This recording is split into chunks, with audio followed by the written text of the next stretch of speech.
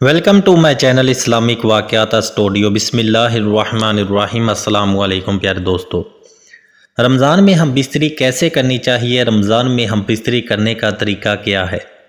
پیارے ناظرین، رمضان میں ہم بستری کرنا کیسا ہے، اس کے متعلق آپ کو انفارمیشن اس ویڈیو میں مل جائے گی۔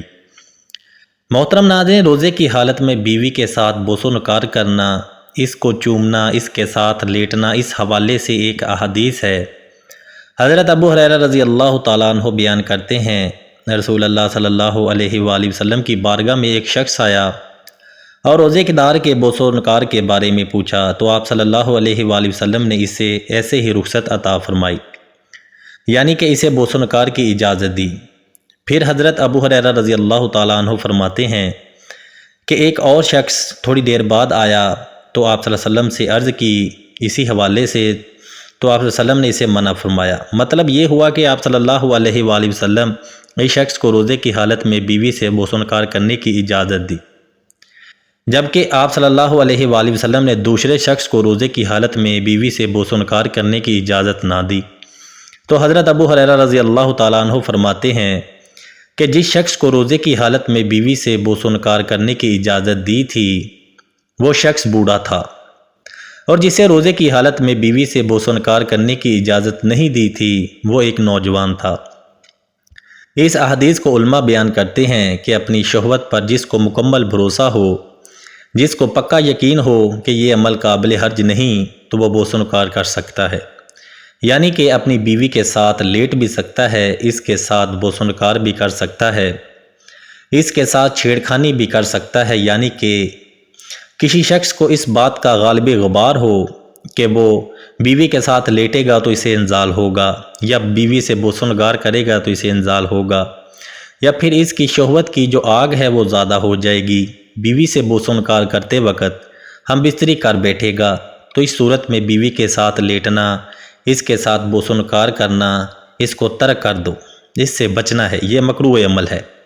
اگر اس شخص کو پورا یقین ہے کہ اپنی یقین کامل کے ساتھ وہ یہ بات ذہن نشین کر کے بیوی کے ساتھ بوس و نکار کرے کہ وہ بیوی سے ہم بستری نہیں کرے گا، یعنی کہ اس کی شہوت نہیں بڑھے گی، نہ انزال ہوگا، تو اس صورت میں روزے کی حالت میں بیوی کے ساتھ بوس و نکار کرنے میں کوئی حرج نہیں ہے۔ پیارے دوستو، شوہر اور بیوی ایک دوسرے کا جو بوسہ بھی لے سکتے ہیں، ساتھ لیٹ بھی سکتے ہیں، لیکن اگر مباشرت کی نوبت آ جائے یا پھر شوہر یا بیوی کو انزال ہو جائے تو اس صورت میں یہ عمل مکروہ ہے۔ پیارے ناظرین، اب بات کرتے ہیں رمضان میں ہم بستری کے بارے میں۔ پیارے دوستو، کچھ لوگوں کا کہنا ہے کہ رمضان شریف میں ہم بستری کرنا حرام ہے، اور کچھ لوگوں کا یہ ماننا ہے کہ یہ رمضان میں ہم بستری کرنا بہت ہی بڑا سخت گناہ ہے۔ احادیث کے ساتھ آپ کو میں بیان کر کے بتا دیتا ہوں رسول اللہ صلی اللہ علیہ وآلہ وسلم اس کے بارے میں کیا فرماتے ہیں۔ آپ صلی اللہ علیہ وآلہ وسلم نے ارشاد فرمایا کہ روزے کی حالت میں اپنی بیویوں کے ساتھ ہم بستری نہ کرو۔ اگر ایسی صورتحال میں ہم بستری کی تو روزہ ٹوٹ جائے گا۔ اس میں دو مسئلے ہیں، ایک ہے رات کو سو رہے ہیں اور اچانک میاں بیوی کا ہم بستری کا موڈ بن گیا اور سحری کا وقت ہونے والا ہے، تو آپ اس صورت میں ہم بستری کر سکتے ہیں۔ اگر آپ کے پاس اتنا وقت موجود ہے کہ آپ سحری کے بعد فجر کی نماز سے پہلے غسل کر لیں گے تو ہم بستری میں کوئی حرج نہیں۔ اگر میاں بیوی نے ہم بستری کر لی ہے اور اس کی وجہ سے کسی دونوں میں سے ایک کی نماز بھی قضا ہو گئی تو اس کا گناہ دونوں کو ملے گا۔ زیادہ اس کو ملے گا جو پہلے ہم بستری کے لیے اکساتا تھا، وہ مرد ہو یا عورت۔ آپ صلی اللہ علیہ وآلہ وسلم نے فرمایا، روزے کی حالت میں جس طریقے سے کھانے پینے کی چیزوں کو روکا جاتا ہے، اسی طریقے سے بیوی کی خواہشات پر بھی پرہیز ہے۔ مزید ارشاد پھر فرمایا کہ رات میں کسی بھی وقت میاں بیوی آپس میں ایک دوسرے کے ساتھ ملاقات کر سکتے ہیں، یعنی کہ ہم بستری کر سکتے ہیں، اور دن میں کسی مجبوری کی وجہ سے روزہ نہ رکھ سکیں، دن کے حصے میں بھی بیوی اور مرد دونوں ہم بستری کر سکتے ہیں، یعنی کہ اس طریقے سے بھی اس کا روزہ نہ ہو اگر۔ پھر محترم ناظرین، پچھلی ویڈیو میں میں نے آپ کو رمضان کے متعلق ہم بستری کے متعلق تھوڑی سی انفارمیشن دی تھی، بڑی ہی اہم ویڈیو تھی، لیکن اس میں ہی میں آپ کو تھوڑا سا بتا دیتا ہوں۔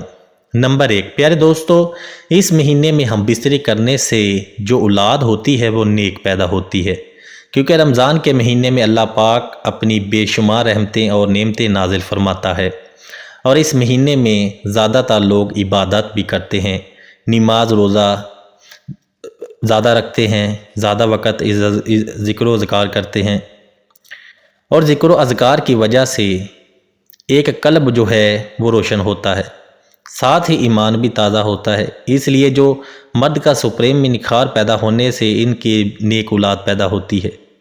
نمبر 2، رمضان کے مہینے میں ہم بستری کرنے سے میاں اور بیوی جو ہیں وہ شیاطین سے محفوظ رہتے ہیں۔ پورے سال میں ایک مہینہ یہ ایسا ہوتا ہے جو رمضان ہے، جس میں شیاطین میاں اور بیوی کے کمرے میں داخل نہیں ہو سکتا۔ عام طور جہاں میاں اور بیوی اپنی خواہش پوری کر رہے ہوتے ہیں، وہاں اکثر شیاطین درمیان میں آ جاتا ہے اور اپنے گندے اثرات جو ہیں وہ بیوی کے پیٹ میں ڈالنے کی کوشش کرتا ہے، اور ہم بستری کے دوران اپنی شرارتیں کرتا ہے۔ انہی چیزوں کی وجہ سے شیطانی اثرات جو ہیں وہ اولاد کے اوپر پیدا ہوتے ہیں۔ نبی صلی اللہ علیہ وآلہ وسلم نے فرمایا کہ جب بچہ پیدا ہو اس کے کان میں اذان دے دو۔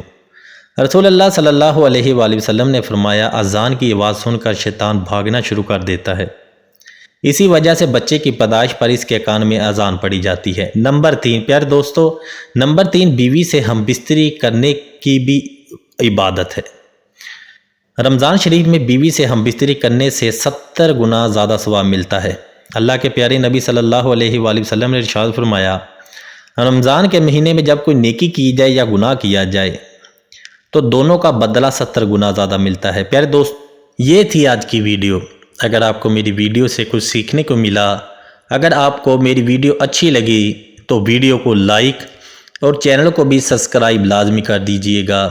پیارے دوستو، اللہ تعالیٰ کے 99 ناموں میں سے ایک نام کمنٹ باکس میں ضرور ٹائپ کیجئے گا۔ ملتے ہیں نیکسٹ ویڈیو میں، تب تک کے لیے اللہ حافظ۔